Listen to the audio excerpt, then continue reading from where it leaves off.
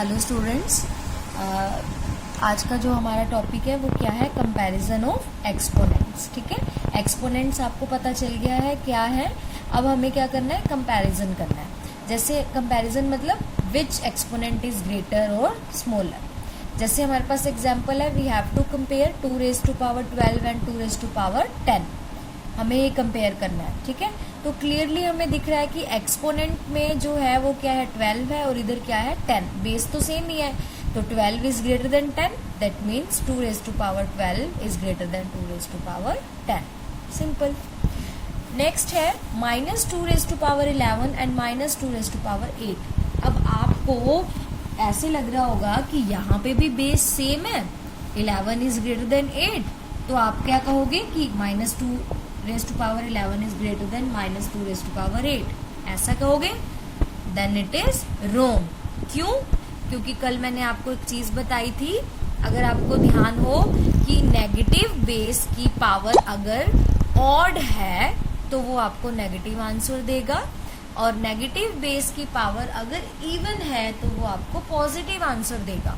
तो हमें पता है कि पॉजिटिव आंसर जो होगा वो नेगेटिव आंसर से बड़ा होगा। इसी कॉन्सेप्ट को ध्यान में रखते हुए अगर आप ये बात करो कि -2 power 11 is odd number, that means ये हमें नेगेटिव आंसर देगा। -2 पावर 8 इज इवन नंबर, ये हमें पॉजिटिव आंसर देगा, that means this number is greater than this number. ठीक है, तो नेगेटिव इंटीजर अगर बेस हो तो आपको ये चीज ध्यान रखनी है, ऐसे सीधा पावर को कंपेयर करके नहीं बोलना। क्लियर है? नेक्स्ट है 3 raised to power 4 and 4 raised to power 3। तो अब देखो यहाँ तो बेस सेम थे, तो आपने पावर्स को कंपेयर करके बोल दिया कि दिस इज ग्रेटर। अब यहाँ पे बेस अलग अलग है, यहाँ पे 3 raised to power 4 है, यहाँ पे 4 raised to power 3 है। तो सिंपल आप कैलकुलेट कर लीजिएगा। 3 raised to power 4 mean 3 multiplied 4 times, that gives 81, and 4 raised to power 3 means 4 multiplied 3 times, that gives 64। तो क्लियर दिख रहा है, 81 is greater than 64, that means 3 raised to power 4 is greater than 4 raised to power 3। ठीक है, इसी concept से ये question आपको खुद करना है। 3 मल्टीप्लाई 10 raised to power 8 और 11 मल्टीप्लाई 10 raised to power 6 को कंपैरिजन करना है, ये आप खुद प्रैक्टिस करके देखोगे। ठीक है, नेक्स्ट है हमारे पास, हमें 4 एक्सपोनेंट्स दिए हुए हैं और इनको कहा है कि असेंडिंग ऑर्डर में अरेंज करो। तो असेंडिंग ऑर्डर में अरेंज करने के लिए हमें पहले तो इनकी वैल्यू पता होनी चाहिए। जैसे हमारे पास पहला नंबर है 3 raised to power 4, that means 3 multiplied 4 times, it gives 81। 4 raised to power 5, that means 4 multiplied 5 times, that gives 1024। Next है 2 raised to power 5 multiply 7, तो 2 raised to power 5 means 2 multiplied 5 times, multiply 7, that gives you 224। Next है 10 raised to power 3, that means 10 multiplied 3 times, that gives 1000। तो आपको यहाँ पे दिख रहा है कि 81 सबसे छोटा नंबर है, फिर 224, फिर 1000 और फिर 1024।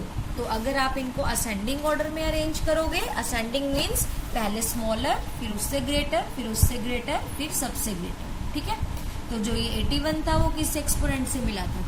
3 raised to power 4 से। ये किससे मिला था? 2 raised to power 5 multiply 7 से। ये किससे मिला था? 10 raised to power 3 से। और ये किससे मिला था? 4 raised to power 5 से। तो ये कौन सा ऑर्डर अरेंज हो गया हमारा? असेंडिंग। इससे आपको देखते ही पता चल रहा है this number is greater and this number is smaller. ठीक है, और 2 छोटे छोटे फैक्ट्स हैं जो आपको याद रखने हैं कि अगर कभी आपको बेस में 1 दिखे तो उसकी कोई भी पावर हो वो हमेशा आंसर आपको 1 ही देगा। जैसे 1 raised to power 25, 1 raised to power 100, जितना मर्जी हो ये आपको हमेशा क्या देगा? 1। क्यों? क्योंकि इसका मतलब देखो क्या हुआ, 1 इज मल्टीप्लाइड 25 टाइम। आप 1 को जितनी बार मर्जी मल्टीप्लाई कर लो, हमें 1 ही मिलेगा। ठीक है, तो ये चीज ध्यान रखनी है कि अगर बेस 1 है तो उसकी पावर कुछ भी हो तो आपको। और जो नेक्स्ट फैक्ट है वो क्या है कि अगर आपको कंपैरिजन के लिए दिया हुआ जैसे -1 to the power 10 and -1 raised to power 5, base same है, -1 -1, पावर इसकी 10 है और इसकी 5 है, तो आपको बताना है कौन सा ग्रेटर है। ये मैंने अभी आपको पहले भी एक्सप्लेन किया था कि देखो पावर इवन है दैट मीन्स ये आपको पॉजिटिव आंसर देगा, पावर ऑड है दैट मीन्स ये आपको नेगेटिव आंसर देगा। तो आपको ध्यान रखना है कि पॉजिटिव वाला हमेशा बड़ा होगा, ठीक है। तो जो आपका होमवर्क है वो क्या है, क्वेश्चन 4 का 3rd and 5th part, question 8 का 2nd पार्ट सॉल्व करना है, exercise 13.1 of NCERT. Thank you students.